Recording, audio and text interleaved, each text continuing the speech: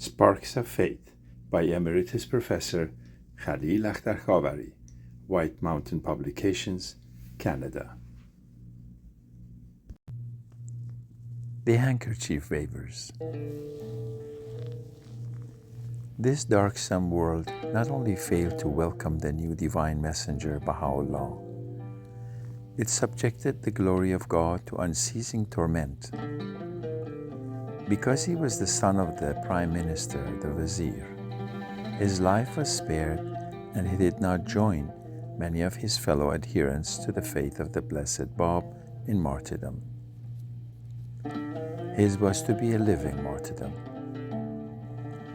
First, he was incarcerated in Tehran, in the dreadful Siachal, the Black Pit, deep underground in the most abominable conditions. Released after several months in that cesspool pit that never saw the rays of the sun, he was banished to the hostile Arab land of Iraq in the hope of extinguishing his light once and for all. He and his family were forced to journey for several hundred miles in the depth of a severe winter with inadequate clothing and food. Once in Baghdad, contrary to the hope of his ill-wishers, the glory of God began to attract the pure in heart.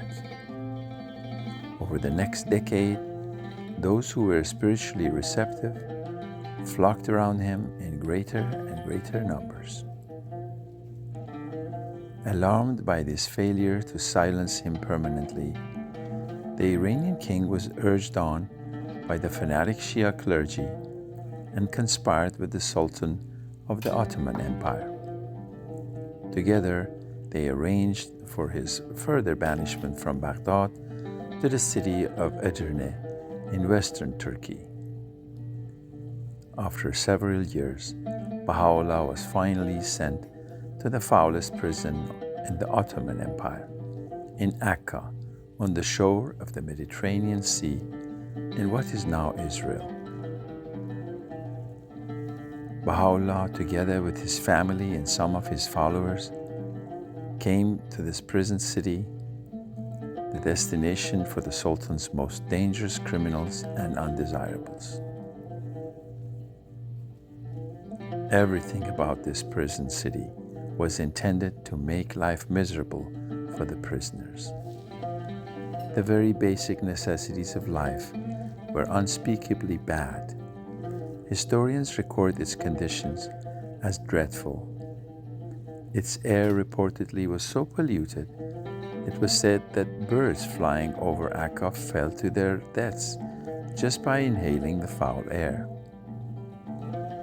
Trees, flowers, and other vegetation were virtually non-existent. Even the water had to be brought from a distance and was bad-smelling, nearly undrinkable.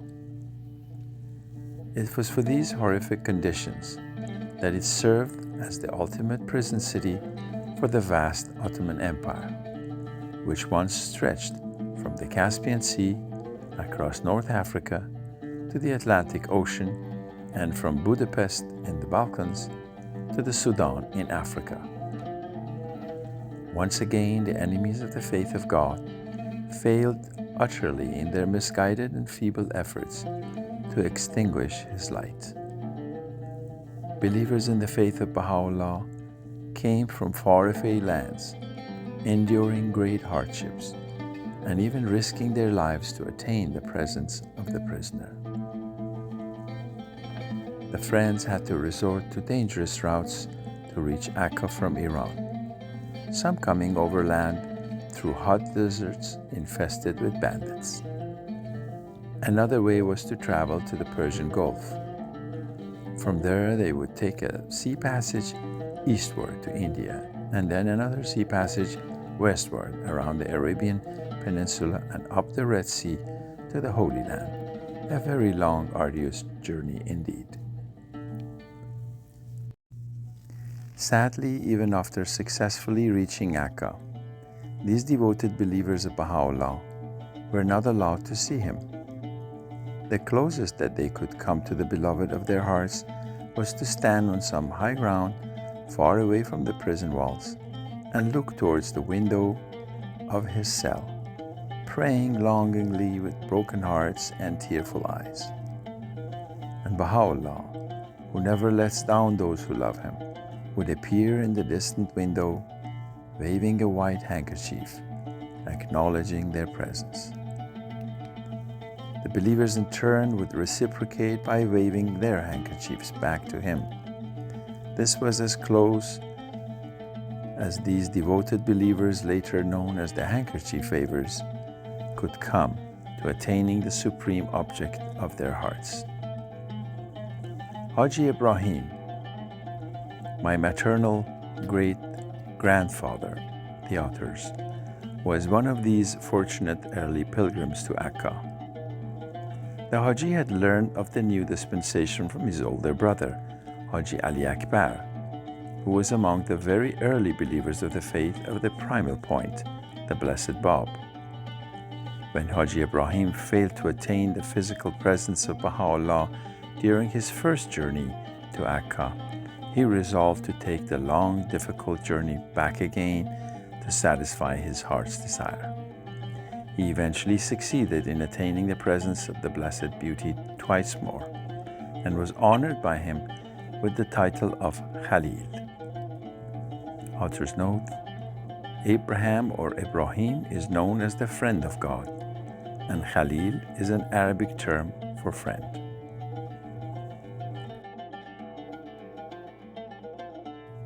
Commentary. Decades later, at the other end of the world, in a Midwestern American city, a 15-year-old Protestant girl heard the story of the handkerchief wavers at a small fireside. She was already attracted to the faith. When she heard this story, her heart was touched and she was moved to tears. She said to herself, "O Lord, how marvelous that person must have been to inspire people so much that they were willing to endure months of travel and hardship just for the joy of glimpsing the wave of his handkerchief from a faraway prison cell." She thought, "Truly, he must have been sent by God." This young girl shortly afterwards embraced the faith of that greatly wronged prisoner. A few years later, she met and married the great-grandson of one of those handkerchief wavers.